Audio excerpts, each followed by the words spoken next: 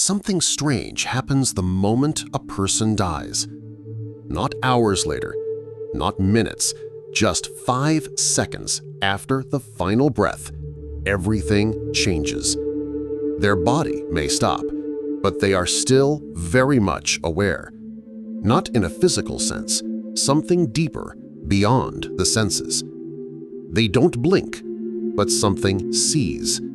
They don't breathe, but something is alive. This is the moment where the real story begins, not the ending. And now we've entered a place no human technology can measure and no camera can capture.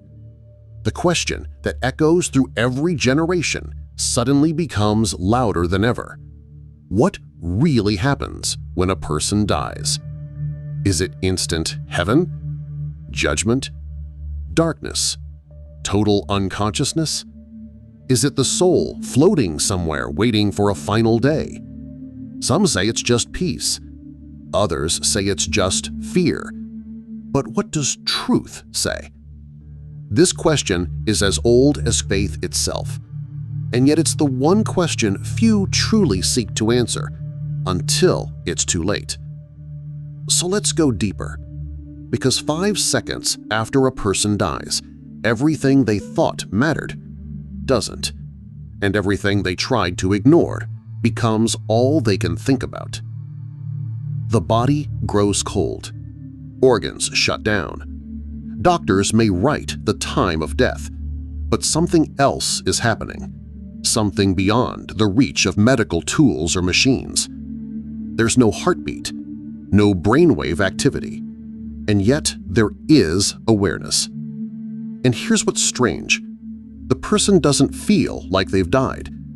In fact, they feel more awake than they ever did during life. They're no longer tied to the heaviness of flesh. No hunger, no fatigue, no distraction.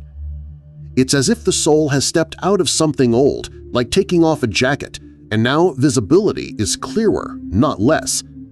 They see the room, maybe even their own body, but from a place beyond. Then they feel something new, a pull. Not forward, not upward, not downward. Inward. Deep spiritual gravity begins its work. It begins moving them, not by force, but by familiarity.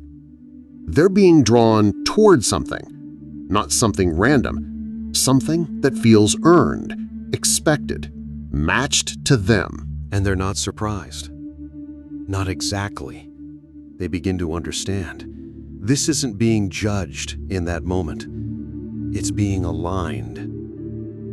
Their destination is reacting to their condition. Then it happens. Not visuals, not a slideshow, but emotions, experiences.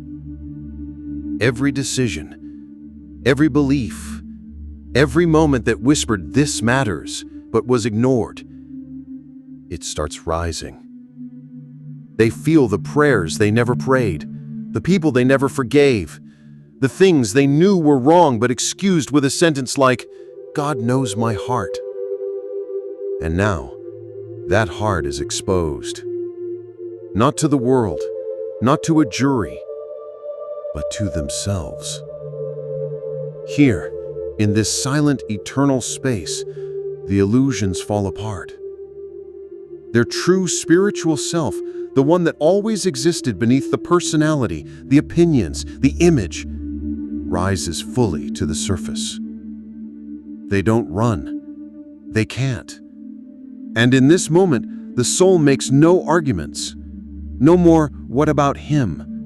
No more, "I was better than her." No more, "I'll change later."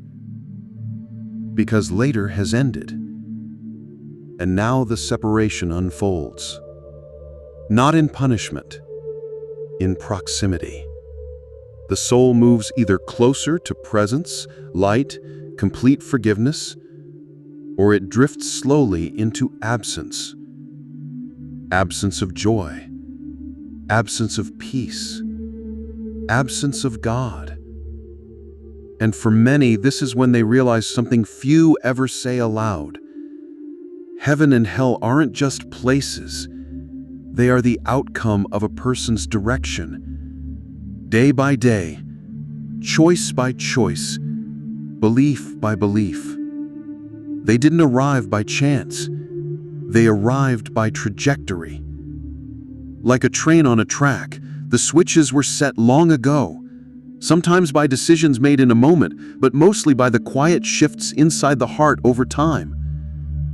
Some were moving toward life without even realizing it. And others, they were moving away from it, all while performing religion. They knew the songs. They posted verses, but the soul was walking far from the truth it claimed. And now the direction is locked in. Not because of judgment, but because finally walking into reality. This is just where they now belong. For those whose soul reflected the love, humility, and truth of God, there is no fear. There is no panic. There is only recognition. They are not approaching light. They are becoming one with it. Everything broken melts away. All the not enough they carried gets burned off like fog in sunlight. Not condemned, not corrected, just finally whole. This is the moment where eternity no longer feels like a concept. It feels like returning to who they were always meant to be. There's no confusion here, no comparison, just peace. Not the peace we talk about in this life, soft music or quiet days. This peace can't be shaken, because it isn't the absence of chaos. It's the absolute presence of God Himself. He is not afar off. He is the light. He is the welcome. He is home. And in His presence, there are no more masks, no more wounds, only truth and perfect love washing over it. But not every soul enters that light. Some find themselves drifting toward quiet coldness, not angry flames or devils with horns. Worse, they enter the spiritual void, and at first it may just feel like uncertainty, but that deepens, because here they realize what's missing is everything they ignored: love, grace, forgiveness, joy, God. And the deeper they drift, the louder their thoughts echo, because now they can feel everything they refuse to feel on earth: the conviction, the call, the maybe I should pray, the I'll deal with God later. They feel it now, and it crushes them. Not because God abandoned them, but because they spent a lifetime walking away. This realm is not fire, it's memory. Memory becomes their ache, and reality becomes unchangeable. They no longer ask, why did this happen? They know. And here comes the hardest truth of all. The soul understands. They were never being tested, not in the way they thought. There wasn't some checklist of behavior. It wasn't about being good or bad. It was always about proximity to truth. Some ran toward it, stumbled, maybe, but tried. Others used religion as comfort, not transformation. And nothing can be faked here. Here, only what's true remains. What do you actually believe? What do you actually worship? Not on Sunday, but on your worst day. Here, it all unfolds, not for embarrassment, but for final honesty. And once seen, that final alignment begins. They're not judged. They simply become what their soul has always leaned into, and that is the destination. Pause. Because while you're hearing these words, you are still breathing. You are still in your body. And that means every one of those future outcomes is still avoidable, redeemable, changeable for you. Because the 5 seconds after a person dies are powerful, but they are not surprising.